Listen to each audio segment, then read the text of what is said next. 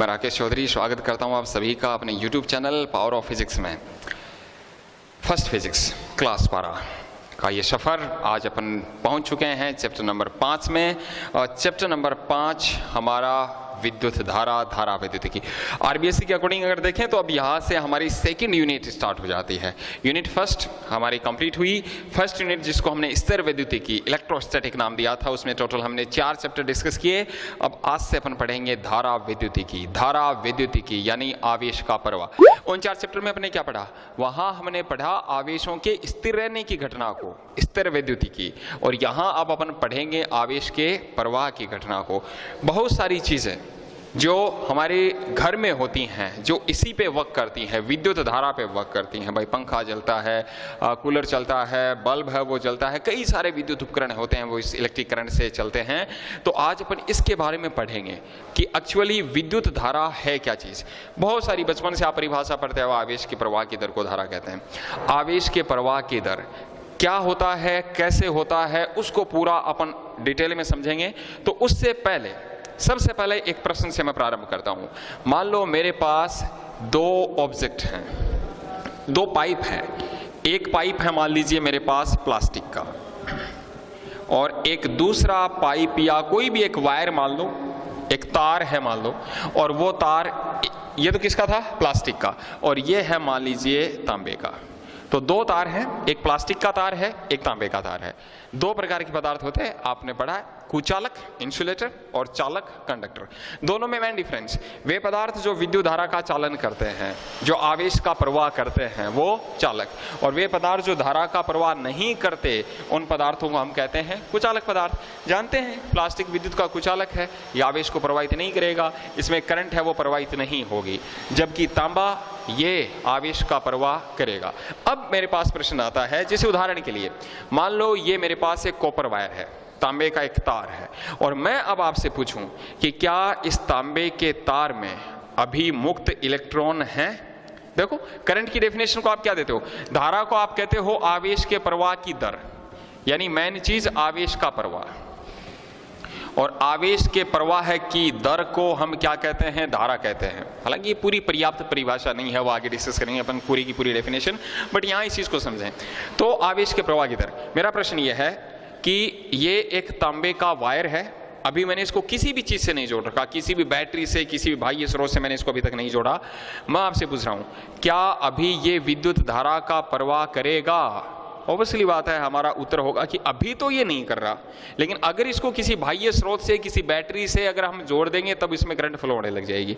तो मेरा प्रश्न ये है, तो अभी क्या इसमें मुक्त इलेक्ट्रॉन हैं या नहीं है? ये तांबे का वायर है, फिलहाल किसी भी बैटरी से मैंने इसको नहीं जोड़ रखा।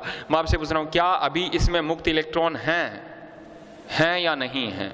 बिल्कुल हैं, अभी इसमें मुक्त इलेक्ट्रॉन हैं। मैं आपसे पूछूं, क्या वो मुक्त इलेक्ट्रॉन क्या अभी इसके अंदर गति कर रहे हैं या नहीं कर रहे हैं? अभी इसके अंदर मुक्त इलेक्ट्रॉन गति कर रहे हैं या नहीं कर रहे हैं? ऑब्वियसली बात है, इसके अंदर मुक्त इलेक्ट्रॉन भी हैं, वो गति भी कर रहे हैं। इलेक्ट्रॉन पर आवेश होता है, हम जानते हैं 1.6 × 10⁻⁻⁻⁰ कूलम। जब इसमें मुक्त इलेक्ट्रॉन भी हैं, वो गति भी कर रहे हैं, तो अब हमारा प्रश्न है, तो फिर इसमें करंट क्यों नहीं है, इसमें धारा क्यों नहीं है? देखो, एक प्लास्टिक का वायर था, एक तांबे का वायर था। प्लास्टिक के वायर के बारे में हम कह सकते हैं कि प्लास्टिक का वायर है तो उसमें मुक्त इलेक्ट्रॉन नहीं होंगे। जब मुक्त इलेक्ट्रॉन ही नहीं है तो उनकी गति तो होने का सवाल ही नहीं है, वो गति भी नहीं करेंगे। ऑब्वियसली बात है, इसमें तो आवेश प्रवाहित नहीं हो रहा।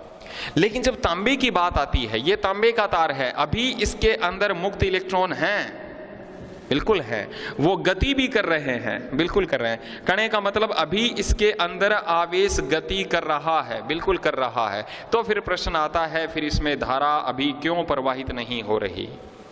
और क्या हो जाता है जब हम इसको किसी एक बाह्य स्रोत या बैटरी से जोड़ देते हैं, तब हम देखते हैं इसके अंदर करंट है वो प्रवाहित होने लगती है। उसी चीज को अपन समझते हैं। तो सबसे पहली चीज, मुक्त इलेक्ट्रॉन कहां से आए? पहले भी आपको बताया है, चालकों में मुक्त इलेक्ट्रॉन मोस्टली जो होता है वो किससे आते हैं? थर्मल इफेक्ट से आते हैं। टेम्परेचर अपन बढ़ाते हैं, इलेक्ट्रॉन अपनी कक्षाओं को छोड़ देते हैं, वो बाहर आ जाते हैं, उनके पास ऊर्जा होती है, और उस गतिज ऊर्जा के कारण वो उसके अंदर गति करते हैं। यानी आवेश गति कर रहा है, फिर भी उसमें करंट क्यों नहीं है?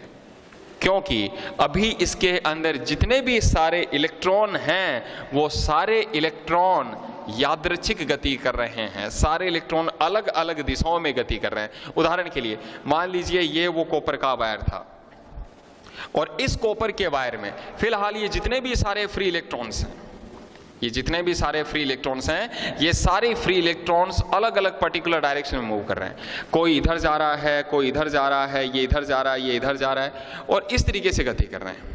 अब देखो बच्चों, यहाँ पे कोई 5-7 इलेक्ट्रॉन तो होते नहीं हैं। अगर मैं बात करूं केवल, तो अगर 1 मीटर नॉर्मल वायर हम लेते हैं कॉपर का और 1 मीटर कॉपर वायर में अगर हम देखें तो अप्रोक्सीमेटली 10⁻29 फ्री इलेक्ट्रॉन्स होते हैं। केवल 1 मीटर वायर में कितने? 10⁻29 फ्री इलेक्ट्रॉन होते हैं। इतने सारे मुक्त इलेक्ट्रॉन, और उसके अंदर कौन सी गति कर रहे हैं? यादृच्छिक गति कर रहे हैं। तो ऐसी स्थिति में मैं आपसे पूछूं कि जब कोई भी एक इसका अनुप्रस्थ काट ले लिया, अगर मैं इस वायर को अगर बीच में से यहां से काट दूं, एक ऐसे इसका एक अनुप्रस्थ काट क्षेत्रफल ले लूं। अच्छा, वायर कैसा है? बेलनाकार, और बेलन का जो अनुप्रस्थ काट होता है वो हमेशा कैसा होता है? वर्ताकार, ये वाला। तो अगर मैं बात करूं इसकी, इस अनुप्रस्थ काट की, तो क्या मैं आपसे पूछूं कि क्या अभी इस अनुप्रस्थ काट में से आवेश गति कर रहा है? बिल्कुल कर रहा है। इस अनुप्रस्थ काट में से इलेक्ट्रॉन इधर भी जा रहे हैं, इलेक्ट्रॉन इधर भी जा रहे हैं। बट मैं आपसे पूछूं कि क्या इस अनुप्रस्थ काट क्षेत्रफल में से क्या अभी कोई नेट आवेश गति कर रहा है? हमारा उत्तर होगा नहीं, नेट आवेश गति नहीं कर रहा। हाँ, इलेक्ट्रॉन गुजर रहे हैं। अगर मान लो ये वायर लंबा सारा होता है, मैं जस्ट यहां की बात करता, इस जगह की, तो यहां की अगर मैं बात करता हूं तो इलेक्ट्रॉन इधर निकल रहे हैं, बिल्कुल निकल रहे हैं। अंदर भी यादृच्छिक गति है। यादृच्छिक गति में अनियमित पथ पर कोई किधर जाता है, कोई भाई को रोकने टोकने वाला तो है ही नहीं। इनको सारे इलेक्ट्रॉन अपनी अलग अलग दिशाओं में गति कर रहे हैं। तो इसके अंदर भी जा रहे हैं, इसके बाहर भी जा रहे हैं। अब अंदर भी जा रहे हैं, इसके बाहर भी जा रहे हैं। तो ऐसी सिचुएशन में जितने इलेक्ट्रॉन इसके अंदर घुस रहे हैं उतने तो बाहर जा रहे हैं। भाई इतने सारे इलेक्ट्रॉन हैं, 10⁻29 इलेक्ट्रॉन, पावर देखो एक बार, 10⁻29 इलेक्ट्रॉन। तो इतने सारे इलेक्ट्रॉन इसके अंदर भी जा रहे हैं, इसके बाहर भी जा रहे हैं। मैं आपसे कहूं कि इसमें से नेट आवेश कितना गुजर रहा है? हमारा आंसर होगा 0। इसी कारण विद्युत धारा का प्रवाह नहीं होता, क्योंकि उसके अंदर सारे इलेक्ट्रॉन एक नियमित दिशा में गति नहीं करते हैं, अभी वो यादृच्छिक गति कर रहे हैं। और जब तक इस सिरे से, जब तक इस वाले सिरे से कोई नेट आवेश बाहर नहीं निकलेगा या कोई नेट आवेश अंदर नहीं जाएगा, तब तक विद्युत धारा का प्रवाह नहीं होगा। तो अभी ये सारे के सारे इलेक्ट्रॉन कौन सी गति कर रहे हैं? यादृच्छिक गति। और इसी यादृच्छिक गति के कारण अभी इस वाले वायर में विद्युत धारा का मान कितना होता है? 0 होता है। तो मेन चीज है, धारा का प्रवाह तभी होगा जब किसी चालक तार के अनुप्रस्थ काट क्षेत्रफल में से कोई नेट आवेश गुजरेगा। चलो, ये तो बात हुई इसकी। कुचालक पदार्थों में क्या था? कुचालक पदार्थ जितने भी सारे होते हैं, तो कुचालक पदार्थ कभी भी विद्युत धारा को प्रवाहित नहीं करते हैं। क्यों नहीं करते? उनमें यादृच्छिक गति नहीं होती, उनमें तो मुक्त इलेक्ट्रॉन ही नहीं होते। जितने भी सारे कुचालक पदार्थ होते हैं उनमें मुक्त इलेक्ट्रॉन नहीं होते, जिसके कारण वो विद्युत धारा का प्रवाह नहीं करते। अच्छा, अब देखें क्या हो जाता है जब इस वाले वायर को यदि हम किसी बैटरी से जोड़ देते हैं। देखो, अगर इस वाले वायर को, ये वही तांबे का तार है, अब अभी बैटरी से नहीं जोड़ा, अभी इसको बैटरी से नहीं जोड़ा, तो अभी जितने भी सारे इसके अंदर मुक्त इलेक्ट्रॉन हैं, ये सारे मुक्त इलेक्ट्रॉन बच्चों अभी कौन सी गति कर रहे हैं? यादृच्छिक गति कर रहे हैं। कोई किधर जा रहा है, कोई किधर जा रहा है, सारे अलग अलग डायरेक्शन में मूव कर रहे हैं।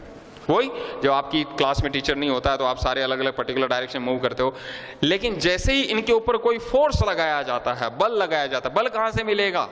बैटरी से।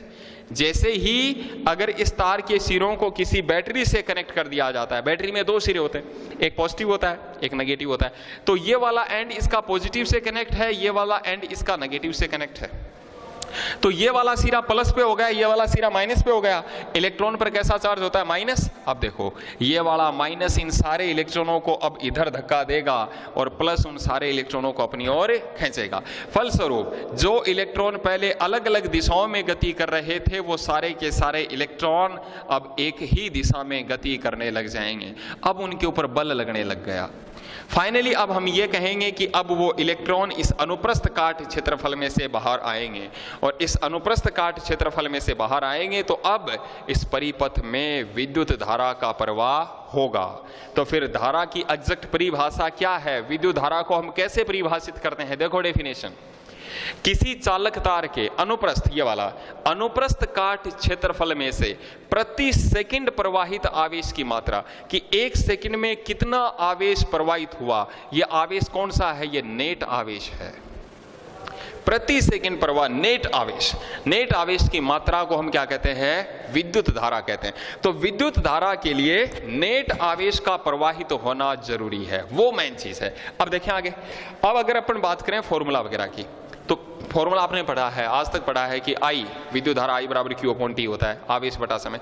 बट अगर मैं यहां बात करूं तो देखो, यदि किसी चालक तार, तो यदि किसी चालक तार में अगर मैं ये कह दूं कि डेल्टा टी समय में डेल्टा क्यू आवेश प्रवाहित हो रहा है,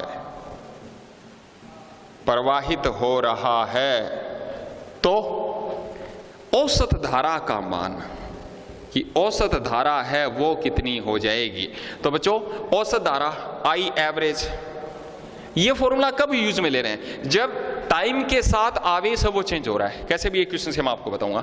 अगर टोटल डेल्टा टी टाइम में अगर डेल्टा क्यू आवेश प्रवाहित हुआ है तो आई एवरेज, औसत धारा क्या हो जाएगी हमारे पास? Delta Q upon delta T. कैसे? मैं आपको कह दूं, किसी वायर में से उसके अनुप्रस्थ काट क्षेत्रफल में पहले 2 सेकंड में 5 माइक्रोकुलाम आवेश प्रवाहित हुआ, अगले 1 सेकंड में 3 माइक्रोकुलाम आवेश प्रवाहित हुआ, अगले 5 सेकंड में 7 माइक्रोकुलाम आवेश प्रवाहित हुआ। तो बताइए औसत धारा का मान कितना है? क्या करोगे? टोटल आवेश कितना हो गया? 15 माइक्रोकुलाम अपॉन टोटल टाइम कितना हो गया? 5 2 7 1 8 सेकंड। तो फिर क्या करोगे? 15 माइक्रोकुलाम 15 गुणा 10 की पावर माइनस का 6, उसमें किसका भाग देंगे? टाइम का, तो अपॉन 8। धारा का मात्रक एम्पियर होता है। तो जब टाइम के साथ अगर आवेश की वैल्यू, चार्ज है वो चेंज होता है, उस टाइम पर हम ये वाला फॉर्मूला यूज लेते हैं औसत धारा निकालने के लिए। तब आई एवरेज जो है वो अपन काम में लेते हैं। तो I average equals to delta Q upon delta T. एक चीज तो होगी बच्चों यहां से ये, अब जनरली धारा जो है ये तो है नहीं आवेश, कोई 1-2 आवेश है वो या 1-2 इलेक्ट्रॉन है वो प्रवाहित होते हैं, बहुत फास्ट उसका प्रवाह होता है। तो ऐसे में अगर मैं कह दूं कि अगर टाइम बहुत कम है, यदि अतुल्य समय की बात कर रहा हूं, बहुत कम टाइम की, तो अतुल्य समय के लिए डेल्टा टी टेंड्स टू 0 हो, तो अगर हमें किसी एक पर्टिकुलर क्षण पर बतानी है कि एग्जैक्ट हमें यह बताना है कि t is equals to 3 second पर हमें बताइए कि धारा का मान कितना है। अब t is equals to 3 second का मतलब क्या हुआ कि वो टाइम इंटरवल बताना है। 2 टाइम इंटरवल मैं ले रहा हूं, एक तो मैं ले रहा हूं t1 इज इक्वल्स टू 2.999999 इस तरीके से 9 सेकंड से आगे और चलता रहेगा। t2 is equals to 3.000000 second. उस टाइम इंटरवल में बताना है कि जब यहां से लेके यहां तक टाइम चेंज हुआ, उस टाइम पर एग्जैक्ट कितने मान की धारा प्रवाहित हुई। डेल्टा टी कैसे निकालोगे बच्चों आप? T2 माइनस T1, इन दोनों के बीच का समय अंतराल T2 माइनस T1 हम कैलकुलेट करेंगे। इसमें आप इसको घटाओगे 0.00000 लास्ट में जाके कोई एक आएगा। कहने का मतलब डेल्टा टी की वैल्यू बहुत कम हो यदि, तो यानी उसको अपन क्या लिखते हैं? डेल्टा टी टेंड्स टू 0 हो तो क्या फॉर्मूला हो जाएगा? अब लिमिट लग जाएगी। तो आई, अब उसको तात्क्षणिक धारा बोलेंगे, यानी उस क्षण पर, तब उस स्थिति में तात्क्षणिक धारा इंस्टेंटेनियस करंट जो है आई इज इक्वल्स टू क्या हो जाएगा? Limit delta T tends to 0 delta Q upon delta T. और आप जानते हो कि डेल्टा के साथ यदि लिमिट लग जाती है तो वो डी बन जाता है। तो ऐसे में तात्क्षणिक धारा आई इज इक्वल्स टू हो गया बच्चों D Q upon D T. ये तो कौन सी धारा थी? ये औसत धारा। तो ये तो औसत धारा का फॉर्मूला हो गया, एवरेज करंट का। ये तो औसत धारा हो गई, और ये हो गई तात्क्षणिक धारा कि उस एक पर्टिकुलर क्षण पर इतनी धारा है वो प्रवाहित होगी। और अगर सीधा सीधा ऐसे ही दे दे कि यदि सीधा दिया गया, कहीं कुछ चेंज नहीं हो रहा, यदि t समय में कुल कैपिटल क्यू आवेश प्रवाहित हो रहा है, कैपिटल क्यू आवेश प्रवाहित हो रहा है, तो धारा, उस समय धारा का मान I इज इक्वल्स टू कितना हो जाएगा, Q अपॉन T। उस समय विद्युत धारा I बराबर हो जाएगा Q अपॉन T। तो ये तो थे विद्युत धारा के फॉर्मूले। तो मेन चीज क्या है, किसी भी चालक तार के अनुप्रस्थ काट क्षेत्रफल में से प्रति सेकंड प्रवाहित नेट आवेश की मात्रा। देखो I is equals to delta Q by delta T। If I take delta T is equals to 1, अगर मैं डेल्टा T को 1 ले लूं तो I इज इक्वल्स टू क्या हो जाएगा यहाँ पे, डेल्टा Q, प्रवाहित आवेश की मात्रा कितने समय में, 1 सेकंड में। ये भी तो लिख सकते हैं, 1 सेकंड में प्रवाहित आवेश विद्युत धारा कहलाती है। यहां से हम देखें उसके मात्रक क्या होंगे, विमा क्या होंगी, क्या क्या उसके पॉइंट्स हैं, वो अपन सारी चीजों को देखें। तो सबसे पहली चीज विद्युत धारा का मात्रक। तो विद्युत धारा का SI मात्रक आप पढ़ चुके हो कि ये मूल मात्रकों में से शामिल है, जो 7 मूल मात्रक होते हैं 11th में आपने पढ़े थे, उनमें से शामिल है। तो I is equal to formula क्या है, Q अपॉन T या delta Q by delta T। तो Q का मात्रक तो क्या हो गया, कूलाम आवेश का, तो और T का क्या हो गया बच्चों, सेकंड। तो कूलाम अपॉन सेकंड को हम किस से डिनोट करते हैं, एम्पियर से, और ये हो गया एम्पियर। तो विद्युत धारा का SI मात्रक वो क्या है, एम्पियर। नेक्स्ट मैं बात करूं विद्युत धारा की विमा। तो हमें I की विमा चाहिए, तो I की विमा तो डायरेक्ट ये मूल राशि है, इसलिए इसकी विमा को किसे लिखा जाता है, ऐसे डिनोट करते हैं। तो विद्युत धारा की जो विमा है वो क्या होगी हमारे पास, A1 हो गई। उसके बाद अपन बात करें अब धारा के कुछ मेन पॉइंट्स।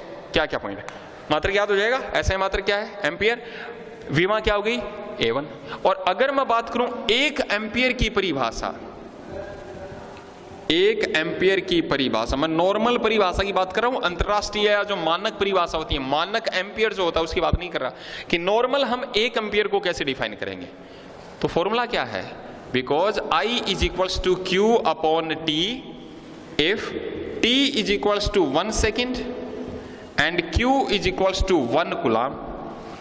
तो उस सिचुएशन में अगर टाइम 1 सेकेंड है, Q का मान 1 कूलाम है, तो ऐसी सिचुएशन में I का मान कितना हो जाएगा बच्चों, 1 एम्पियर। परिभाषा क्या हो जाएगी, यदि किसी चालक तार के अनुप्रस्थ काट क्षेत्रफल में से 1 सेकेंड में प्रवाहित आवेश का मान 1 कूलाम है, तो ऐसी सिचुएशन में धारा का मान कितना हो जाएगा, 1 एम्पियर हो जाएगा।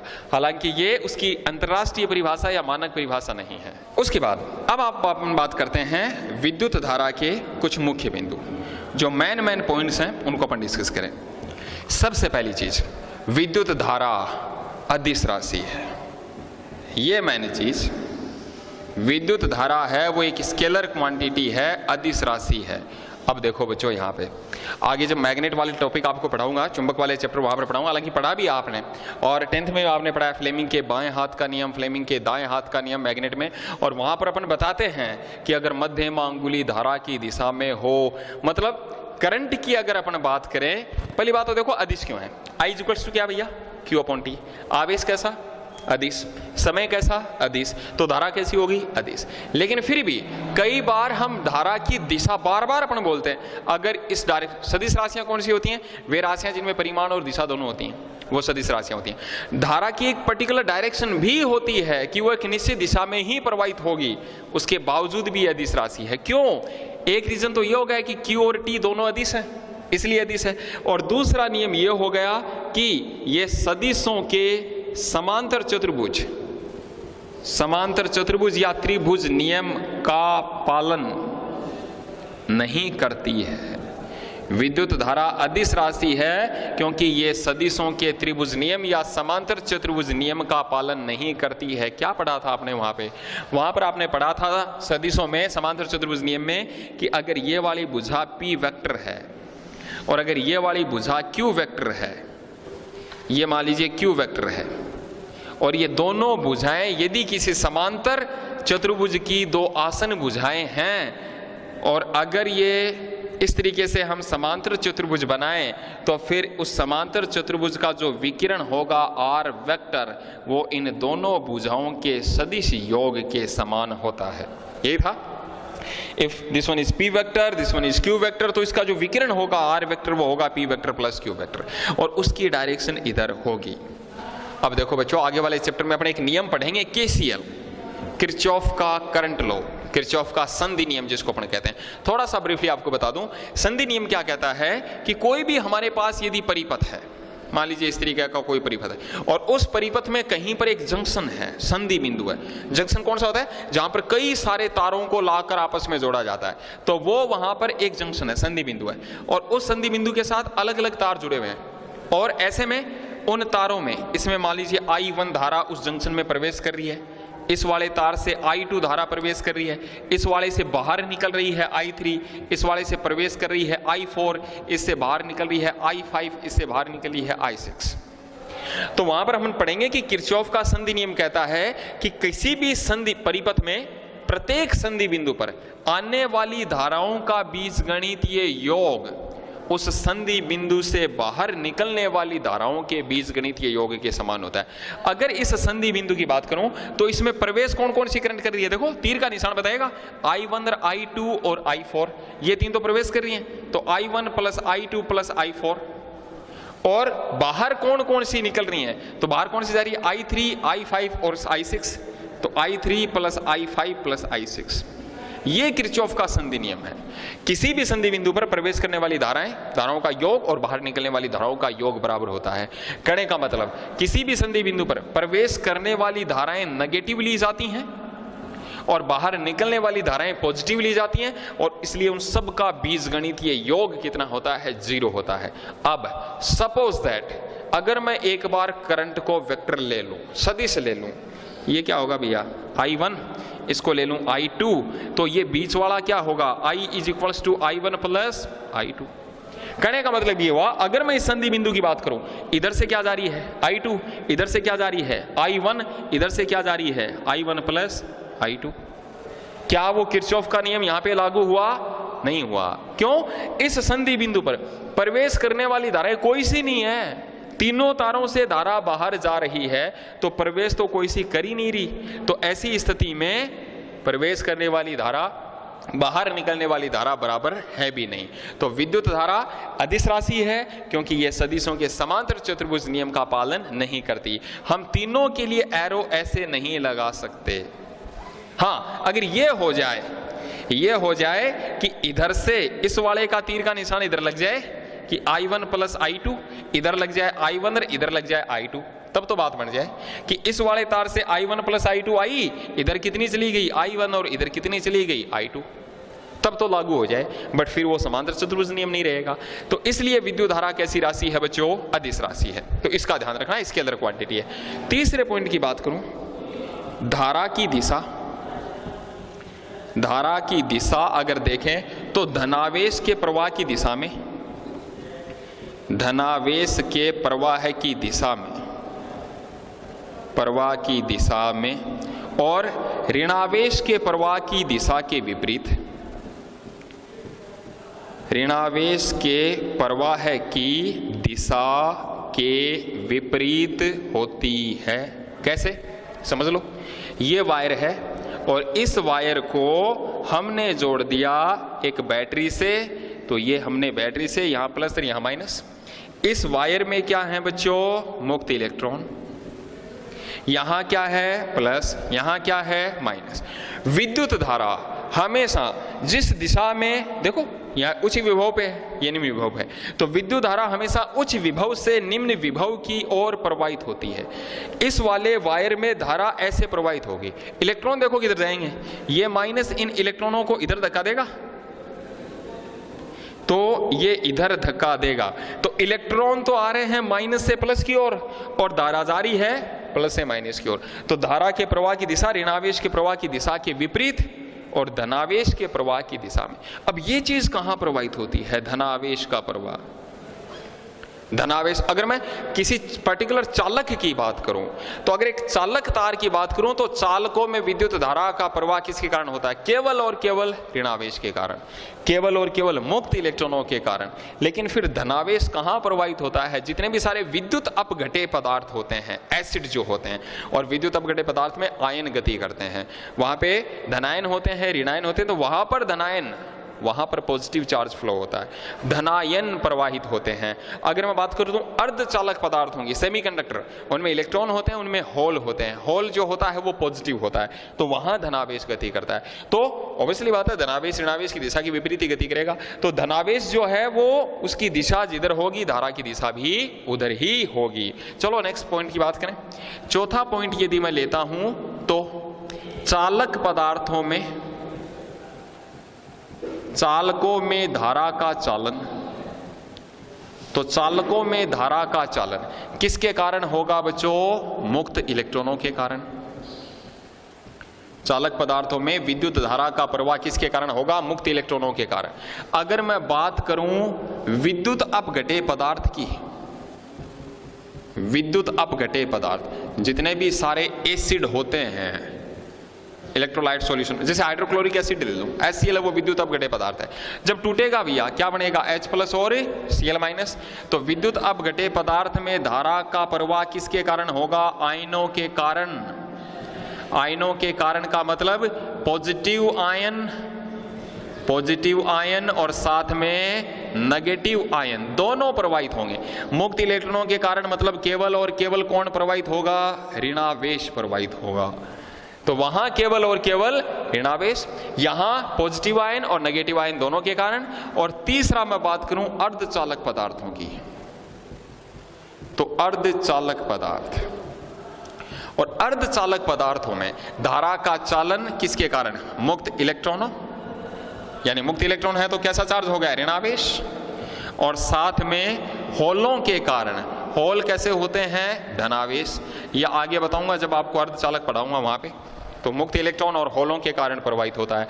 फिर मैं बात करूं जो विसर्जन नलिकाएं होती हैं, निर्वात नलिकाएं होती हैं, तो विसर्जन नलिका में जब किसी गैस में से इलेक्ट्रॉन बीम है वो गुजारी जाती है, या कोई और दूसरा हाई चार्ज पार्टिकल्स उसमें से पास करवाए जाते हैं, तो वो उसके अणुओं में से इलेक्ट्रॉन को निकाल देते हैं, तो फिर वो अणु कैसे हो जाते हैं? पॉजिटिव हो जाते हैं।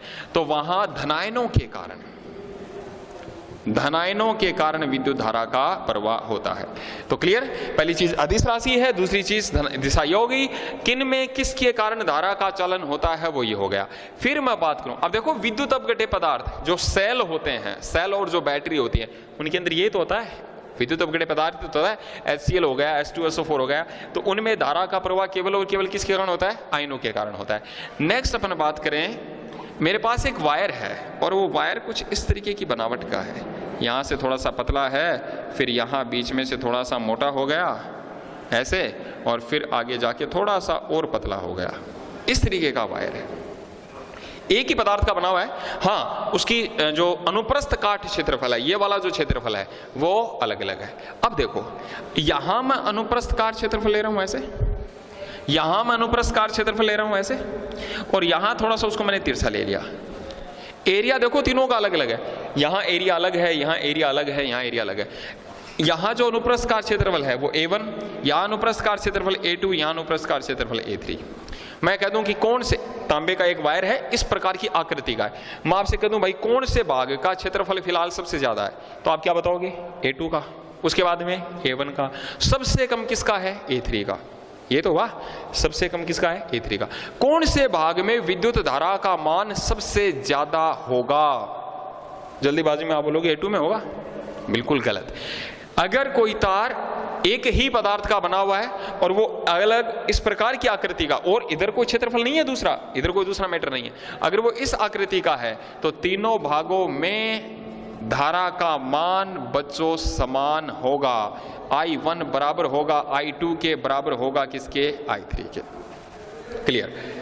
अब देखो एक रिलेशन में आपको बताऊं, अभी अपने क्या पढ़ा था? तात्क्षणिक धारा का मान निकाला था, और वो हमने निकाला था I = dq/dt। ये था I = dq/dt। अगर हम आवेश का एक बार अवकलन कर दे t के सापेक्ष तो हमें क्या मिल जाएगा? I मिल जाएगा, हमें धारा मिल जाएगी। इसका उल्टा भी तो हो सकता है भाई।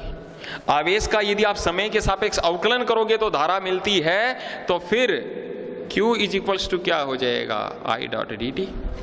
अगर हमें एक निश्चित समय अंतराल में प्रवाहित आवेश का मान निकालना है और उसमें Q is equals to I dot D T, उसमें अगर हमें आवेश निकालना तो उस धारा का क्या कर देंगे, एक बार समाकलन, कहां से कहां तक, T1 से लेकर T2 तक। एक निश्चित मान के लिए यदि हम धारा का मान, आवेश का मान निकालना चाहें और धारा जब हमें T के पदों में दे दी जाए तो उसका हम क्या कर देंगे, समाकलन I डॉट डी टी, कहां से कहां तक, T1 से लेकर T2 तक, तो हमें क्या मिल जाएगा, आवेश मिल जाएगा।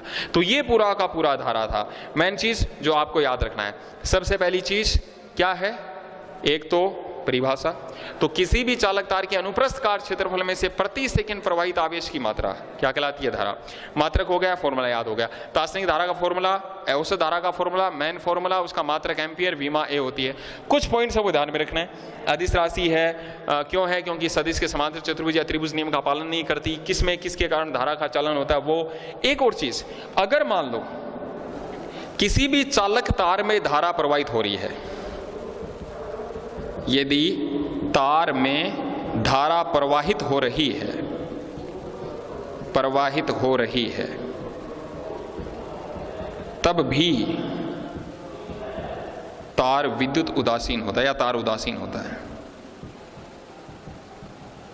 अगर किसी चालक तार में धारा प्रवाहित हो रही है तो भी वो तार जो अंदर से है वो उदासीन होता है। क्यों, धारा जो प्रवाहित हो रही है वो किसी कारण हो रही है, मुक्त इलेक्ट्रॉन के कारण। और बच्चों, मुक्त इलेक्ट्रॉन हमेशा कहां प्रवाहित होते हैं, उसके पृष्ठ पर प्रवाहित होते हैं। अंदर तो उसके नेट चार्ज, उदासीन होने का मतलब मेरा यहां पे यह है कि तब भी उसके अंदर नेट आवेश का मान 0 होगा।